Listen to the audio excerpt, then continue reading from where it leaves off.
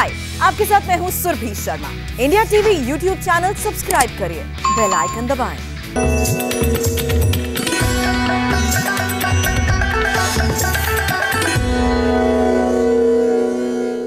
नमस्कार, योग के रंग स्वामी रामदेव के संग इस खास कार्यक्रम में आपका बहुत बहुत स्वागत है और आपके साथ मैं हुसैन रिजवी। नमस्कार, बहुत स्वागत है आपका। आपके साथ मैं हूं ज्योत्सना पाटनी। और शो की शुरुआत में हम आपको आपके बचपन के दिनों में लिए चलते हैं। आपको याद है जब आप बचपन में शरारत करते थे तो आपके कान पकड़कर आपको उठक बैठक करने की सजा दी जाती थी। हुसैन, मुझे बहुत अच्छे से याद है और आपको तो ये सजा जरूर मिली होगी बचपन में। आप इस सजा से बच गई थी? नहीं, मुझे हमारी उम्र के जितने भी लोग हैं ज्यादातर लोगों को इस तरह की सजा बचपन में मिली है, लेकिन अब जमाना जरा बदल गया है। अब बच्चों को इस तरह की कोई भी पनिशमेंट नहीं दी जाती। लेकिन क्या आप जानते हैं कि ये सजा दी जाती थी तो इसका मकसद कोई खराब नहीं होता था। माना जाता है कि कान के इर्द गिर्द एक्यूप्रेशर पॉइंट्स होते हैं जिन्हें दबाने से हमारा जो दिमाग है वो तेज होता है। जी हाँ हुसैन, बिल्कुल ठीक कह रहे हैं आप। एक रिपोर्ट के मुताबिक दोनों कान पकड़कर उठक बैठक करने से ब्रेन की बैटरी चार्ज होती है। कान से ब्रेन में एनर्जी का फ्लो बढ़ता है, ब्रेन शार्प और कंसंट्रेशन पावर बढ़ती है और किसी भी चीज को आप लंबे वक्त तक याद रख सकते हैं। विदेशों में तो बाकायदा इसकी सुपर ब्रेन योग के नाम पर प्रैक्टिस करवाई जाती है। बिल्कुल ज्योत्सना, तभी हमारे प्रधानमंत्री जो हैं वो बच्चों से जब मिलते हैं तो अक्सर उनका कान पकड़कर दबाते हैं। दरअसल कान के एक्यूप्रेशर पॉइंट का सीधा कनेक्शन हमारे ब्रेन से होता है। हुसैन, एक्यूप्रेशर पॉइंट्स की अगर बात हो या फिर मेडिटेशन और रेगुलर योगा अभ्यास की, तो ये शरीर को तो फिट रखते ही हैं, साथ ही ब्रेन को भी बनाते हैं स्ट्रॉन्ग। ब्रेन इमेजिंग टेक्निक के जरिए एक रिसर्च की गई है। इसमें जिन बच्चों ने रेगुलर योग किया उनके ब्रेन में मेमोरी स्टोरेज कैपेसिटी ज्यादा पाई गई है। और योग के साथ इटली के यूनिवर्सिटी ऑफ ट्रिनिटो की एक रिपोर्ट भी हम दर्शकों को बता देते हैं। अगर आप संस्कृत के श्लोक रोजाना याद कर पाते हैं, उसका उच्चारण सही तरीके से कर पाते हैं, तो इससे भी आपकी मेमोरी की जो पावर है वो बढ़ती है। ये बात आपने बिल्कुल सही कही कि संस्कृत आज भी स्कूलों के सिलेबस में तो है, पर बच्चे आजकल इसे ज्यादा ऑप्ट कर नहीं रहे हैं, लेकिन उसके बहुत फायदे हैं और यही बात आज स्वामी रामदेव हमें बताएंगे। स्वामी जी हमारे साथ जुड़ चुके हैं। स्वामी जी, बहुत बहुत स्वागत है आपका। स्वामी जी, बहुत बहुत स्वागत है। मैं तो सोच रहा था आज कान पकड़ते हुए कोई शुरुआत होगी। बहुत बहुत प्रणाम। आज शीर्षासन से इसलिए शुरुआत की है, इससे ब्रेन का अगला, बीच का, पिछला वाला हिस्सा, इसके बारे में पूरा हम बताएंगे कि कैसे काम करता है। और ये जो मंत्र पाठ कर रहे हैं, करो या आत्मदा बलदा यस्य विश्व। मंत्र पाठ करने से मेधा विकसित होती है। किस तरह से हमारी मेमोरी शार्प होती है, इनके स्वरों से, इनके उच्चारण से, इनकी चैंटिंग से, वो हम पूरा विस्तार से अभी बताएंगे। और आपने बचपन में देखा होगा, खड़े हो जाओ, ऐसे कान पकड़ के खड़े करते थे। यहाँ से कान दबाते हैं, यहाँ कान का पॉइंट है, कान के बीच वाले हिस्से में भी पॉइंट है, और यहाँ भी पॉइंट है। एक पॉइंट यहाँ है, एक पॉइंट यहाँ है, एक पॉइंट यहाँ है।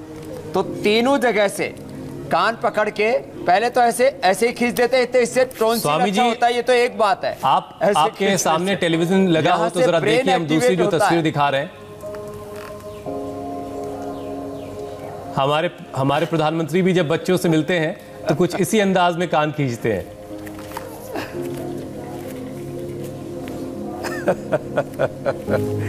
हाँ, ठीक दिखा रहे हैं आप। ये हमारा ट्रेडिशनल तरीका है। हमारे फ्रंट ब्रेन को, हमारे मिड ब्रेन को, जहाँ हाइपोथैलेमस सिस्टम होता है, हमारे हाइंड ब्रेन को, जो मेडुला ऑब्लंगेटा से जुड़ा होता है, जिससे पूरा हमारा central nervous system, peripheral nervous system जुड़ा होता है और उससे पूरी एक्टिविटी चलती है। और इसीलिए आज हमने शीर्षासन जो बच्चे उधर कर रहे हैं, पीछे जो अनुलोम विलोम कर रहे हैं, शेषे जो मंत्र पाठ कर रहे हैं, ये इसी हमारे इंटेलिजेंट क्यूसेंट जिसको IQ लेवल बोला जाता है उसको अच्छा बनाने का एक साइंटिफिक तरीका है। तो फ्रंट ब्रेन, मिड ब्रेन और हाइंड ब्रेन जो है इसको कंप्यूटर के माध्यम से भी हम समझ सकते हैं। उसमें जो एक तो हार्ड डिस्क होता है, एक प्रोसेसर होता है, उसी तरह से हमारा ब्रेन भी कुछ ऐसा ही होता है। तो इसलिए यहाँ वाले हिस्से को देखो, यहाँ वाले हिस्से को पहले टिकाते हैं, इसके ऊपर फिर यहाँ और यहाँ तक भी आता है। ये तो और तरीका होता है, यहाँ से ऐसे शुरू किया और पहले दीवार के साथ करें। ज्योत्सना भी बहुत अच्छा करती है, इसको यहाँ से किया और इसको 5 मिनट तक करना है। ऐसा करने से, चलो बच्चों सभी करो, सब करेंगे शीर्षासन एक साथ। और जो मंत्र पाठ कर रहे हैं वो भी मंद मंद गति से मंत्र पाठ करते रहेंगे स्वामी जी। और अनुलोम विलोम कर रहे हैं हमारे पूज्य स्वामी ईशदेव जी, पूज्य स्वामी आर्षदेव जी। ये जो हमारे इनके गुरुजन हैं वो भी योग करते हैं, योगी है। और एक खास बात ये बताना चाहता हूँ, अपने बच्चों से 5 मिनट शीर्षासन करवाइए। कुछ लोग खाली 5-10 सेकंड करते हैं। 5-10 सेकंड में तो प्रोसेस स्टार्ट होता है ब्रेन के ट्रांसफॉर्मेशन का, उसमें करंट पास ऑन होने का। और 5 मिनट के अंदर ये अपना पूरा कार्य कर देगा और इससे हमारे ब्रेन के सारे सिग्नल्स और उससे फिर हमारी मेमोरी, हमारा IQ लेवल, देखो ऐसे वापस आराम से आना है और फिर ऐसे थोड़ी देर इसमें शीर्षासन में लेट जाना है। अब एक खास बात बता, IQ लेवल मापने के लिए जो पैरामीटर बनाए गए जिसका 125 से 150 के बीच में, 125 से 150% जिसका IQ लेवल है उसको इंटेलिजेंट माना जाता है। शीर्षासन के बाद सर्वांगासन भी यही काम करता है। शीर्षासन से मस्तिष्क के सामने वाले फ्रंट ब्रेन को और इससे जो पीछे वाला जो हाइंड ब्रेन है उसको हम एक्टिवेट करते हैं। इसलिए दोनों का एक पूरा समन्वय होना चाहिए। जो ये योगाभ्यास नहीं करेंगे और बच्चों का IQ लेवल 10 से 20% होता है। अब बताइए 10 से 20% स्वामी जी और 150% जो हमारा IQ लेवल है। स्वामी जी, आज तो कार्यक्रम की शुरुआत आपने शीर्षासन से की है, फर्क होता है योग से। लेकिन जब लोग रोजाना योग करने की शुरुआत करें तो क्या वो सीधे सबसे पहले शीर्षासन कर सकते हैं या फिर पहले उन्हें वार्म अप करना चाहिए, सूक्ष्म व्यायाम? शीर्षासन और सर्वांगासन की सबसे खास बात यही है कि बिना वार्म अप किए जाते हैं। तेज एक्सरसाइज के बाद, तेज दौड़ने के बाद नहीं करना चाहिए।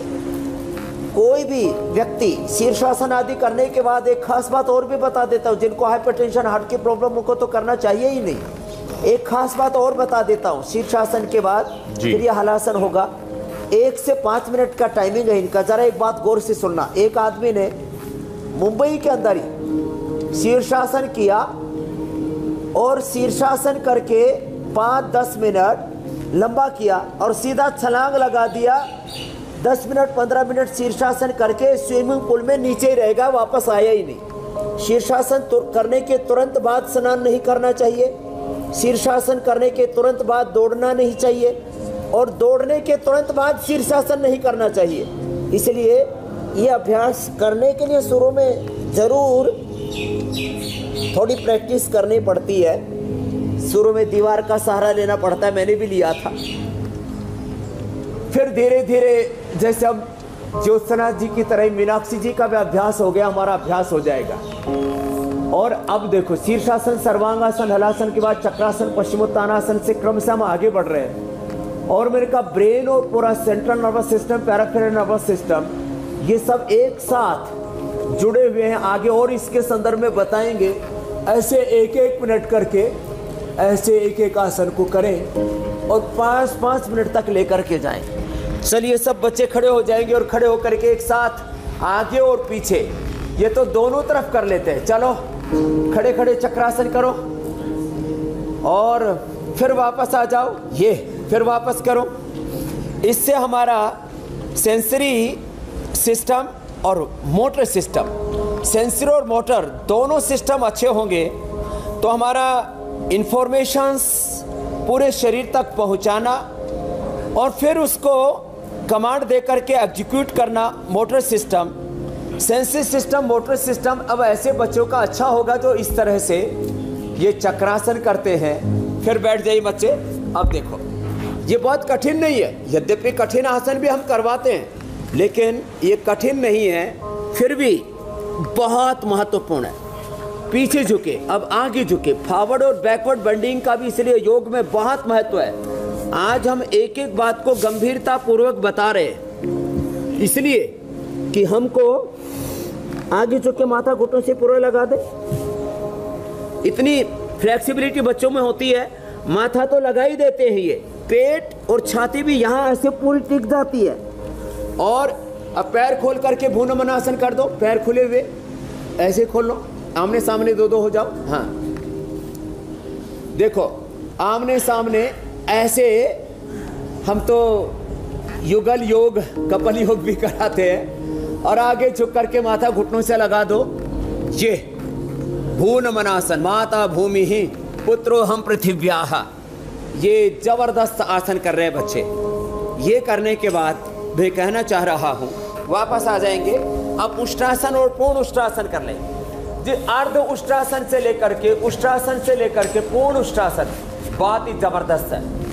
पीछे झुक रहे, फिर आगे झुकेंगे शशकासन में। और आपको ये बताना चाहते हैं हुसैन भाई, देखो चाहे उष्ट्रासन आधा कर ले या ऐसे कर ले या पूरा कर ले, पूर्ण उष्ट्रासन भी करें। पीछे सिर टिका देते हैं, पहले मैं भी टिका दिया करता था एड़ी के ऊपर। तो ऐसे सामान्य रूप से 1 से 2% मैक्सिमम लोगों का 5% तक ब्रेन काम करता है। कोई Einstein, Newton, Panini, Patanjali, Gautam Kanad, Jaimini की तरह, स्वामी विवेकानंद, महर्षि दयानंद की तरह, भगवान बुद्ध और महावीर की तरह, जिन्होंने भौतिक और आध्यात्मिक जगत के रहस्यों को दुनिया के सामने रखा, वो दोनों ही ऋषि हमारे लिए बहुत बड़े आदर्श हैं। तो देखो, अब शशकासन, ऐसे आगे झुक करके रुक गए। ये अभ्यास जबरदस्त है मस्तिष्क के लिए। अभी परीक्षा का काल है, बच्चों को जो पढ़े वो तुरंत याद हो जाए, पढ़ा हुआ भूले नहीं, और उनका ब्रेन सुपर कंप्यूटर की तरह काम करे। उसके लिए 5 से 10 आसन, पहले 5 आसन बता दिए, अब 5 आसन और बता दे रहे हैं। मात्र इतने आसन जो अभी हम बता रहे हैं यही उन्होंने कर लिए। अब उष्ट्रासन तो भी पर्याप्त है। और इसके बाद भस्त्रिका, कपालभाति, अनुलोम विलोम, भ्रामरी, उद्गीत, ये 5 प्राणायाम तो हम बताते हैं। भुजंगासन, सर्वासन, धनुरासन, मर्कट आसन, ये मस्तिष्क के लिए बहुत जरूरी है। जैसे मैंने बोला था, ब्रेन का जो सामने वाला हिस्सा है फ्रंट ब्रेन, जहाँ मेमोरी स्टोर होती है, जो कंप्यूटर की हार्ड डिस्क की तरह होता है। मिडल ब्रेन जो प्रोसेसर का काम करता है, उनको सबको एक्टिवेट करने के लिए जहाँ हाइपोथैलेमस सिस्टम होता है, भुजंगासन। और हाइंड ब्रेन जहाँ मेडुला ऑब्लोंगेटा जुड़ी हुई है हमारे पूरे मेरुदंड के साथ, और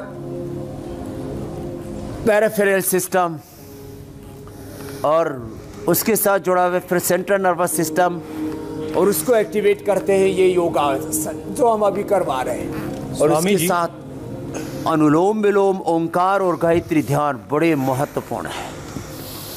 स्वामी जी, चूंकि आज हमारा कार्यक्रम जो है आराम से दिमाग की बत्ती जलाने का कार्यक्रम है, और जिनकी दिमाग की बत्ती पहले से जल रही है उनका वोल्टेज आज हमें बढ़ाना है, तो योगाभ्यास तो आप बता ही रहे हैं, लेकिन साथ ही साथ स्वामी जी कुछ और टिप्स भी दीजिए, क्योंकि बच्चों के साथ कुछ दूसरे तरह की उलझनें होती हैं। कई बच्चे पढ़ने के समय को लेकर के परेशान रहते हैं, कई बच्चे बहुत देर तक बैठ के पढ़ नहीं पाते हैं, उनकी पढ़ाई में कंसिस्टेंसी नहीं होती है, उनको सुबह उठ के पढ़ना है, देर रात तक पढ़ना है, खाने को लेकर के बहुत सारी उलझने बच्चों में होती हैं। ये सारे टिप्स भी स्वामी जी धनुरासन पूर्ण धनुरासन। तो ये जो अभ्यास बता रहे हैं हुसैन भाई, इनको जिसने कर लिया जी, एक बात तो पक्की है कि वो 18 घंटे तक थकेगा नहीं। देखो मैं आपके सामने हूं, मैं बचपन से लेकर के और आज तक अपनी बात बता, सबसे पहले तो मरकट आसन कि मैं आज तक एक बार भी थका नहीं। एक तो थकान मस्तिष्क से होती है, एक थकान कमर में होती है, फिर जो है एक थकान डाइजेशन के गड़बड़ होने से होती है, एक थकान मन किसी भी विषय में ना लगे उससे होती है, हीमोग्लोबिन लो होने से थकान होती है, उत्साह कम होने से थकान होती है, रुचि ना होने से उसमें थकान होती है, उसमें इंटरेस्ट जनरेट ना हो तो थकान हो जाती है। योग करने से ये सब प्रकार की थकान दूर होगी और बच्चे रात को 12 बजे तक पढ़ सकते हैं, फिर सुबह 4 बजे उठ करके लग जाए, और रात को बस सोते समय खाएं नहीं, खाने वाला कार्यक्रम 10 बजे तक पूरा कर ले। जो बच्चे 12 बजे तक पढ़ते हैं तो वो और फल खाएं, नमकीन, biscuit, chowmein, junk food, fast food ये ना खाएं। हम भी हमारे यहाँ पर भी बच्चों को परीक्षा में हम 12 बजे तक, फिर सुबह 4 बजे उठा देते हैं, फिर सुबह सुबह पढ़ाते हैं 8 बजे तक। ये सबसे अच्छा होता है समय, शाम को 8 बजे से लेकर के और रात को 12 बजे तक और सुबह 4 बजे से लेकर के 8 बजे तक का ये बेस्ट टाइम होता है पढ़ाई करने का। और इस समय पूरी प्रकृति भी शांत होती है, इस समय पढ़ाई करें। खाने में फल अधिक लें, हरी सब्जियां लें, दूध लें। ब्रेन के लिए बहुत जरूरी है घी, तो गाय का घी ले 2 चम्मच, गाय का दूध ले, बादाम ले, बादाम अखरोट रात को भिगो करके सुबह पीस करके दूध में मिला करके बच्चों को पिलाएं माता पिता। नहीं तो बादाम रोगन हम उपलब्ध कराते हैं। अमृत रसायन, ब्राह्मी, शंखपुष्पी का शरबत हमारे यहाँ सदियों से प्रयोग किए जाते हैं, वो भी हम आज बताने वाले हैं।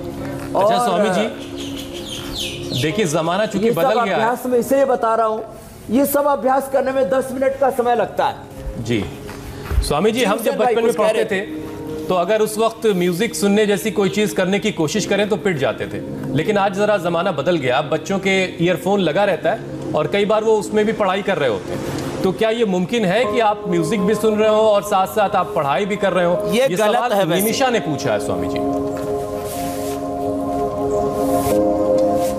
देखो ब्रेन का ये एक पूरा जो उसका की जो कार्य पद्धति है वो एक समय एक ही काम कर सकता है। आप ठीक है, हमारे यहाँ पर भी ऐसी प्रक्रियाएं हुई, हमें प्रशिक्षित किया जाता है, शतावधानी उनको कहा जाता है। बैकग्राउंड म्यूजिक तो बज सकता है जिसमें कोई शब्द ना हो, निशब्द हो, जो जिसमें कोई किसी भी प्रकार का धूम धड़का ना हो। बांसुरी का म्यूजिक है या तबला है, सितार है, ऐसे म्यूजिक जिसमें किसी भी प्रकार का कोई डिस्टरबेंस नहीं है, वो नहीं होना चाहिए। किसी भी ध्वनि का वहां पर समावेश नहीं होना चाहिए संगीत के शब्दों के रूप में। बाकी कोई जो इंस्ट्रूमेंटल म्यूजिक है वो बजता रहे और वो भी कान में लगा करके ना बजाएं। जिस कमरे में पढ़ रहे हैं वहाँ पर ओंकार का नाद हो रहा है या बांसुरी है, सितार है, गिटार है, तबला है, जो जिसको जैसा म्यूजिक है वो लगा सकते हैं। बाकी किसी भी प्रकार के गाने आदि लगाने नहीं चाहिए, ये मैं आपको कहना चाहता हूँ। और फिर जो मैंने आपको बताया, थोड़ा खान पान पर ध्यान दें। तो देखो वापस आ रहा हूँ, जंक फूड फास्ट फूड को छोड़े, 3 से 4 लीटर पानी जरूर पिए बच्चे। साग सब्जियां फल ज़्यादा खाएं। कभी खाने की इच्छा भी हुई नमकीन, तो बीच में थोड़ा नमकीन खा सकते हैं, लेकिन थोड़ी मात्रा में खाएं, ज़्यादा मात्रा में ना खाएं। और कम से कम परीक्षा के समय भी 1 मिनट भस्त्रिका। स्वामी जी, जो म्यूजिक आप कह रहे हैं, इंस्ट्रूमेंटल म्यूजिक, क्या उससे फोकस और कंसंट्रेशन भी बढ़ता है? एक बार भ्रामरी उद्गीत भी कर लिया जी, ये बहुत जरूरी है ज्योत्सना जी, अंदर की ज्योति जगाने के लिए। मैंने कहा परीक्षा के समय भी हम बच्चों को यहाँ प्राणायाम कराते और हमारे बच्चों के 99 से लेकर के 99.678 तक नंबर आते हैं और हम परीक्षा के समय भी बच्चों को प्राणायाम करवाते हैं। और एक बात खास आपसे कहना चाहता हूं, देखो परीक्षा के पहले तो आधा घंटे करते रहे, परीक्षा के दौरान भी योगाभ्यास करें और उस समय गाय के दूध में बादाम अखरोट पीस करके दे। जिनके ऐसी सुविधा नहीं है उनके लिए हमने बादाम पाक बनाया हुआ है, उनके लिए हमने अमृत रसायन बनाया हुआ है। बादाम पाक, अमृत रसायन, ब्राह्मी शंखपुष्पी का शरबत, जैसे च्यवनप्राश होता है अमृत रसायन भी होता है, और ऐसी छोटी छोटी चीज़ें, और ये हमारी मदद करती है। अब देखो यूँ तो मैंने देखा कुछ गाय के दूध पीने वाले पिछड़ जाते हैं और भैंस के दूध पीने वाले भी अव्वल नंबर ले आते हैं। इसमें सबसे महत्वपूर्ण एक दूसरी भी बात है, वह है आपकी एक निष्ठता, ध्येय निष्ठता, एक जुनून, एक विकल्प रहित संकल्प और उसको पूरा करने के लिए अखंड प्रचंड पुरुषार्थ। ये 2 सूत्र मैं हमेशा बच्चों को भी देता हूँ। कपालभाति के साथ अनुलोम विलोम कराता हुआ इस बात को कहता हूँ। ये देखो लेफ्ट नोस्ट्रिल से राइट ब्रेन, राइट नोस्ट्रिल से लेफ्ट ब्रेन। और जो संगीत की बात कर रहे थे तो इंडिया टीवी के भी स्टूडियो में जो ओंकार का नाद गूंजता रहता है, इसको नाद योग कहते हैं। मंत्र गूंज रहे हैं जैसे मेरे सामने यहाँ वेद की ऋचाएं गूंज रही है, ऐसे ये संगीत सात्विक संगीत है जिसमें किसी भी प्रकार का डिस्टर्बेंस नहीं होता। इसके साथ पढ़ाई कर सकते हैं। तो ज्योति सिन्हा जी आपने और हुसैन भाई ने जो प्रश्न पूछे उनका मैंने समाधान भी दे दिया है। और ये धीरे लेकिन बहुत सारे समाधान स्वामी जी अभी आपको और करने हैं। एक आपका गजब का अनुभव है स्वामी जी, आप एक पिता की तरह से हजारों बच्चों के अभिभावक हैं। और हमारे देश में स्वामी जी जो पेरेंटिंग का तरीका है वो विदेशों से थोड़ा अलग है। विदेशों में क्या होता है कि बच्चे को फैसले लेने के लिए छोड़ दिया जाता है, और हमारे देश में ये है कि जब तक बच्चा अपने पैरों पे खड़ा हो जाता है नहीं है उस वक्त माँ बाप अपने बच्चे को गाइड करते रहते हैं। और कई बार तो शादी ब्याह के बाद भी बच्चे माँ बाप के ही कंट्रोल में हमारे यहाँ होते हैं, लेकिन विदेशों में ऐसा नहीं है। वहाँ अगर आपने बच्चे के साथ सख्ती की तो आपको जेल की हवा भी खानी पड़ सकती है। तो इसमें सही तरीका क्या है स्वामी जी? क्या विदेशों में जो हो रहा है वो सही तरीका आप मानते हैं, या जो हमारा हिंदुस्तान का तरीका है वो सही है? एक तरीका तो ये है, ये मेरे सामने दीपक रखा हुआ है, तो संजय भाई दीपक से और मुझ तक आएंगे। देखो ऐसे बच्चों को 2 मिनट का त्राटक भी करवाया करें, दीपक का या दीपक के तरह ही सूर्य का, और यदि चांदनी वाली रात है, शुक्ल पक्ष है तो चांद का, ऐसे त्राटक करते हुए। ये बड़ा ज़बरदस्त है और इसका इम्पैक्ट बहुत पावरफुल होता है। अब जहाँ तक आपने बात पूछी, देखो मैं आपके सामने बैठा हूँ, एक अनपढ़ माँ बाप के घर से आया हूँ, सरकारी स्कूल और फिर गुरुकुल से पढ़ कर के, गवर्नमेंट स्कूल से गुरुकुल से पढ़ कर के यहाँ तक पहुँचा हूँ। हमेशा अपने माता पिता और गुरुओं की बात मानी है। तो बात इंटेलिजेंट, आप बात न मानने से नहीं बनते, बात मानने से इंटेलिजेंट बनते हैं। तो आपको बात तो माननी है, लेकिन अनावश्यक हस्तक्षेप बच्चों की ज़िंदगी में ऐसे नहीं करना चाहिए कि बच्चा बनना चाह रहा है खिलाड़ी, बच्चा बनना चाह रहा है डॉक्टर, बच्चा बनना चाह रहा है इंजीनियर, बच्चा बनना चाह रहा है साधु, बच्चा बनना चाह रहा है साइंटिस्ट। जो बच्चा बनना चाह रहा है माँ बाप उसमें मदद करें, अपनी इच्छा बच्चों पर ना थोपें। ये तो मैं ज़रूर माँ बाप से कहूँगा। ये अलग बात है कि व्यक्ति की प्रकृति की खोज कैसे करें, उसकी पहचान कैसे करें। तो ये बहुत अहम है स्वामी जी। जो बच्चों के भीतर से उठता है वो उसकी मूल प्रकृति है, वो बहुत सहज से प्रकट हो जाती है। किसी बच्चे की किसी कला में, किसी संगीत में, अनुलोम विलोम करो बेटा सब, जिसकी जैसी भीतर से उसकी मूल प्रकृति, इसको बोलते हैं बेसिक नेचर। जैसा जिसका बेसिक नेचर होता है उसके अकॉर्डिंग उसको कैरियर की ओर आगे बढ़ाने में माता पिता को मदद करनी चाहिए। ऐसा नहीं कि हमारे परिवार में तो सब IAS है, हमारे परिवार में तो सब वकील है, डॉक्टर हैं, हमारे कुल परिवार में तो सब एंकर हैं हमारे कुल खानदान में, तो सब मीडिया वाले हैं, पॉलिटिक्स वाले हैं, खिलाड़ी हैं। हमारे यहाँ तो सब खेती करते, तो यही आपको करना है। ये ठेकेदारी हमें बंद करनी पड़ेगी। जो बच्चे बनना चाहते हैं उसको वो बनने दो। मैं जिस परिवार में पैदा हुआ हूँ, मैंने तो पूछा भाई 10 पीढ़ियों तक तो उसमें कोई साधु हुआ नहीं, अब मैं साधु बना, तो मुझे भी शुरू में माता पिता ने रोका। तो कुल मिलाकर स्वामी जी, ऐसी बंदिशों को ठीक नहीं मानते। एक संतुलन बनाने की जरूरत है, इसका विद्रोही हूँ। एक संतुलन बनाने की जरूरत है। माँ बाप अपनी इच्छा को भी रखें, लेकिन बेटे की इच्छा का भी सम्मान करें कि बेटा क्या चाहता है, उसके अंदर किस चीज़ को लेकर के ज़्यादा सलाहियत, ज़्यादा काबिलियत पाई जाती है, उसके हिसाब से उसको आगे की तरफ प्रमोट किया जाए।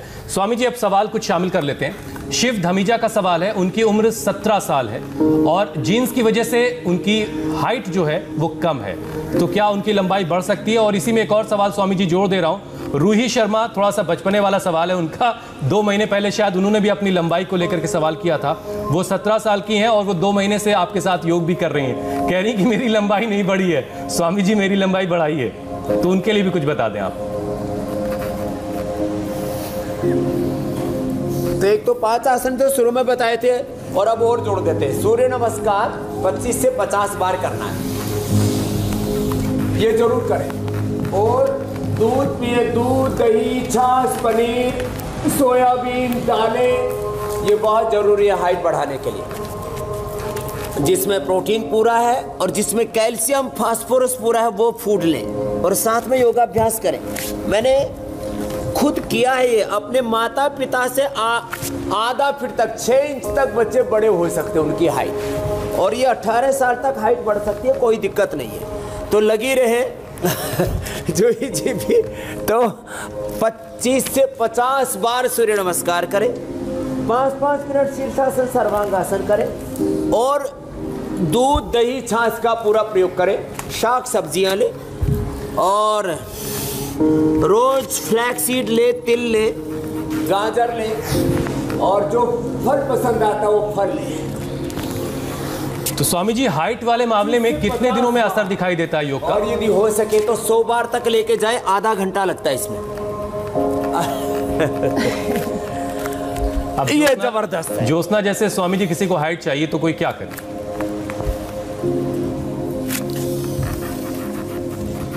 ये तो आपसे भी लंबी। जी जी। स्वामी जी, मेरी तो जेनेटिक हाइट है, घर में सब लंबे हैं। स्वामी जी, ग्राउंड फ्लोर पर रहकर के फर्स्ट फ्लोर के जाले साफ कर लेती हैं। हाँ, तो अब अगला सवाल स्वामी जी शामिल कर लेते हैं। तो अगला सवाल अंजना का है स्वामी जी। वो पूछना चाहती हैं कि ब्रेन में बार बार कैल्शियम जम जा रहा है, जिसकी वजह से सूजन आ जा रही है, स्वेलिंग आ रही है, तो उनके लिए क्या उपाय है? एक तो मेधा पाथ लें, रात को भिगो करके मिट्टी की कुल्हड़ी में 2 चम्मच, सुबह खाली पेट उसका पानी ही पी लें। मेधावटी लें 1-1 गोली, अश्वगंधा रिष्ट या सारस्वत रिष्ट 4-4 चम्मच पी लें और अनुलोम विलोम प्राणायाम करें, कपालभाति प्राणायाम करें। कपालभाति और अनुलोम विलोम आधा घंटे से करने से कैल्शियम डिपोजिशन की प्रॉब्लम से छुटकारा मिल जाएगा। ये बहुत बड़ी बात मैं कह रहा हूँ और ऐसा मैंने किया है इसलिए कह रहा हूँ। और एक बात और कह देता हूँ, इस प्रकार से मस्तिष्क के उपद्रव होने से हमारे सेंट्रल और पैरासिम्पथेटिक नर्वस सिस्टम में, हमारे जो अभी मैं थोड़ी देर पहले कह रहा था, हमारे सेंसरी और मोटर सिस्टम में प्रॉब्लम आ जाती है और इससे मोटर न्यूरॉन डिजीज़ और MND और बहुत तरह के हमारे ब्रेन से लेकर के नर्वस सिस्टम में उपद्रव होने लगते हैं। और उनसे बचने के लिए हमने एक न्यूरोकिट भट्टी तो बनाई है। जिनको ये नहीं मिल पा रही है तो एकांगवीर रस छोटे बच्चों को 5, बड़ों को 10 ग्राम, वसंत कुसुमाकर रस, रसराज रस ये 2-2 ग्राम, मोती पिष्टी 4 ग्राम और रजत भस्म 4 ग्राम, ये सब मिला करके और इसमें ज्योतिष में मालकांगनी मिला लें, पाउडरी मिला लें, अष्टक तो सबको मिल नहीं पाएगा तो वो मिला लें 30 ग्राम। इसकी 60 पुड़िया बना लें और ये 1-1 पुड़िया सुबह शाम खा लें। कितने ही प्रकार के मस्तिष्क के रोग हो खत्म हो जाएंगे और मेमोरी बहुत शार्प हो जाएगी। ये मालकांगनी ज्योतिषमती इसको कहते हैं। वो यहाँ पर भी हमने रखी हुई है, ज्योतिषमती के बीज है, दिखा दो भाई। और ये महर्षि दयानंद ऋषि के एक महान प्रज्ञावान एक महापुरुष हुए, वो भी रोज कहते थे भाई 5 से 10 मालकांगरी के बीज जरूर खाने चाहिए। हम भी अपने बच्चों को यहाँ पर देते हैं। तो ये अभ्यास भी बच्चे करें। और फिर देखो, अभी मैं बात वापस आ रहा हूँ प्राणायाम के ऊपर। प्राणायाम और ओंकार ध्यान का विशेष असर पड़ता है हमारे मस्तिष्क के ऊपर। वो मैं वापस कहना चाहूँगा, जो है भस्त्रिका, कपालभाति, अनुलोम विलोम के साथ आज मैं विशेष रूप से ओंकार और गायत्री ध्यान के ऊपर, गायत्री और सावित्री की उपासना की बहुत महिमा हमारे यहाँ पर कही गई है। और उससे हमारे यहाँ पर ओम याम मेधाम देव गणाः पितरश्च उपासते तया मामद्य मेधया अग्नि मेधा विनम कुरु उपपरे घृणाम संगमे च निधिनाम धिया विप्रो जाते। योग ध्यान से इस तरह से एक महाप्रज्ञा की प्राप्ति कैसे होती है, तो भ्रामरी उद्गीत करते। देखो स्वामी जी, एक सवाल, आप पड़ोसी देश नेपाल से आया है, एक 7 साल का बच्चा है, वो 3 साल से उसको प्रोटीन लीकेज की समस्या है और दवाएं लेने के बावजूद अब तक वो ठीक नहीं हो सका है।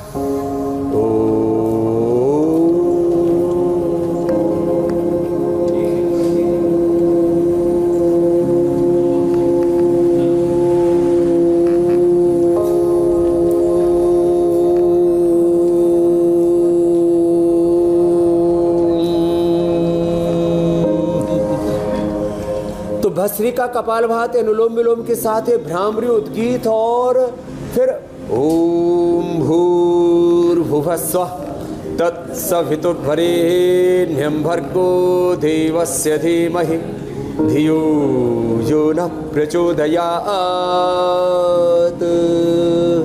ऐसे इनका 5-5, 10-10 मिनट जप किया जाता है हुसैन भाई, ओंकार और गायत्री का जी। और जितने भी हमारे मत पंथ हैं, मजहब हैं, चाहे बिस्मिल्लाह रहमान रहीम हो। और मैं उस दिन देख रहा था, स्टूडियो में गया था, तो आपको गायत्री मंत्र भी आता है, मुझे सुनकर के उस दिन बड़ा आश्चर्य हुआ। तो ये ओंकार और गायत्री की उपासना मेधा की वृद्धि के लिए हमारे यहाँ पर युगों युगों से इसके ऊपर बहुत अनुसंधान किया। आपने जो पूछा था प्रोटीन लीकेज के लिए, तो प्रोटीन लीकेज के लिए एक तो हुसैन भाई यहाँ से हाथ दबाते, यहाँ से दबाते, कपालभाति के साथ कपालभाति आधा घंटे तक कराते हैं, उज्जाई कराते हैं और अनुलोम विलोम कराते हैं। ये पॉइंट दबाते हैं दोनों हाथों में। साथ में चंद्र प्रभावटी, गोक्षुरादि गुग्गुल, चंद्र प्रभावटी, गोक्षुरादि गुग्गुल, पुनर्नवादि बंडोल एक एक गोली खिला देते हैं, तो प्रोटीन लीकेज की प्रॉब्लम भी दूर हो जाती है। बच्चों में आजकल बहुत प्रॉब्लम आ रही है, तो उसका भी सॉल्यूशन मैंने बता दिया है। और कोई प्रश्न हो तो ये ले लीजिए। स्वामी जी, अब एक्यूप्रेशर पॉइंट्स के बता दिया है प्रोटीन लीकेज के लिए। एक्यूप्रेशर पॉइंट के जरिए स्वामी जी ब्रेन को शार्प करने के कौन कौन से पॉइंट्स हैं वो भी बता दीजिए। तो एक तो अभी बताया था थोड़ी देर पहले मैंने, यहाँ से और इसके ऊपर से, ये 3 जगह से तो कान में दबाना है। सबसे नीचे वाला हिस्सा, और भगवान बुद्ध आदि के देखते, भगवान महावीर आदि के देखते, कान भी बड़े लंबे थे, हाथ अंगुलियां भी बड़ी लंबी थी कहते हैं। तो एक तो यहाँ से, एक तो ये, एक ये और एक यहाँ से, 3 जगह से कान दबाएं। और उसके बाद यहाँ 2 जगह से ये यहाँ से दबाएं। एक ये जो मैं बोल रहा था ना, मेडुला ओब्लंगेटा, ये पीछे से होता है, यहाँ से ये पॉइंट होता है, यहाँ ये, जहाँ से ये दो पीछे से 2 रीढ़ की हड्डियाँ का ये दोनों का हिस्सा जुड़ा हुआ है, पीछे से पूंछ जुड़ी हुई है इस मेडुला ओब्लंगेटा की। यहाँ से ये दबाएं। और इधर से पिट्यूटरी, पीनल ग्लैंड और ब्रेन के लिए ये पॉइंट होते हैं, ये दोनों पॉइंट ऐसे ऐसे। और फिर जो है ये सारे उंगलियों के टॉप विशेष करके होते हैं, और इसमें जो रिंग फिंगर है इसका टॉप सबसे ज़्यादा महत्वपूर्ण होता है। ये पॉइंट दबाया करें।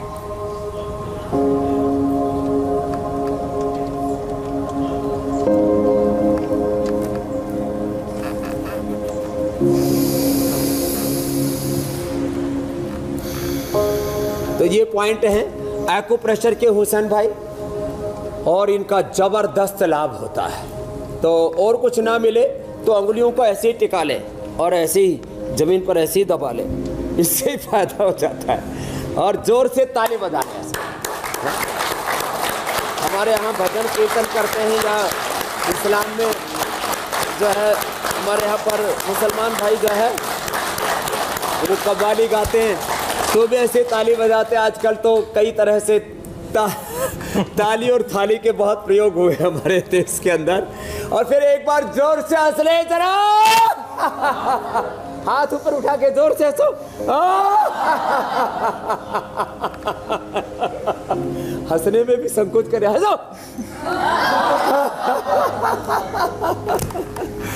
तो स्वामी जी, बहुत चूंकि आज हम दिमाग की बत्ती जलाने का कार्यक्रम लेकर आए थे, तो अब आप कोई ब्रेन टॉनिक बनाना भी बता दीजिए हमारे दर्शकों को। बच्चों के लिए कौन सा ब्रेन टॉनिक आज आप बना के दिखाएंगे जिससे उनका ब्रेन जो है वो शानदार तरीके से काम भी करेगा और वो टॉनिक बहुत स्वादिष्ट भी हो, टेस्टी भी हो, क्योंकि बच्चों को टेस्ट से बहुत लगाव होता है। तो देखो, एक तो जो हम अलग अलग औषधियाँ बताते हैं, नीचे इतनी औषधियों का प्रबंध तो सबके लिए थोड़ा मुश्किल होगा। ये औषधियाँ जिनको मिल पाए बहुत अच्छी बात है, जिनको ये सब ना मिल पाए उसके लिए हमने एक प्रबंध कर रखा है। तो ये अमृत रसायन हम आंवले से बनाते हैं, और उसके अंदर ये जो सामने औषधियाँ रखी हुई हैं, ये औषधियाँ उसमें बादाम से लेकर के ब्राह्मी, शंखपुष्पी, शतावर, अश्वगंधा से लेकर के ये सब औषधियाँ उसके अंदर मिलाते हैं। अब एक दूसरा उसका तरीका है कि ब्राह्मी चूर्ण ले लिया, हम ब्राह्मी, शंखपुष्पी, ज्योतिषमती, जो हम यहाँ आपको बता रहे थे, ये ज्योतिषमती है, ये ज्योतिषमती के मालकांगरी के बीज बोलते हैं इसको। तो ये सब जिसको ना मिल पाए तो ऐसे ये ब्राह्मी का चूर्ण रात को पानी में भिगो दिया। अब ये ब्राह्मी भी ताजी सबको नहीं मिल पाती, वैसे आजकल लोगों ने अपने घरों में लगाना शुरू कर दी है। और जो है ये रात को भिगो करके और सुबह उसका पानी नितार करके और उसको चाशनी में डाल दें, तो पानी के अंदर नीचे वो जम जाएगी, चाशनी के अंदर पानी उसका डाल देंगे, इसके नीचे ब्राह्मी का पाउडर जम जाएगा और उसका सत्व आ जाएगा इसके अंदर। अब इसके अंदर चाशनी बना करके उसके अंदर ब्राह्मी डाल दी, और फिर इसके अंदर थोड़ी सी इलायची और थोड़ा सा बादाम, थोड़ी सी इलायची, थोड़ा सा बादाम, ये घरेलू शरबत बता रहा हूँ, थोड़ा सा बादाम, थोड़ी सी इलायची ये डाल देंगे उसके अंदर, तो ये एकदम बढ़िया फर्स्ट क्लास शरबत तैयार हो जाएगा। और जो है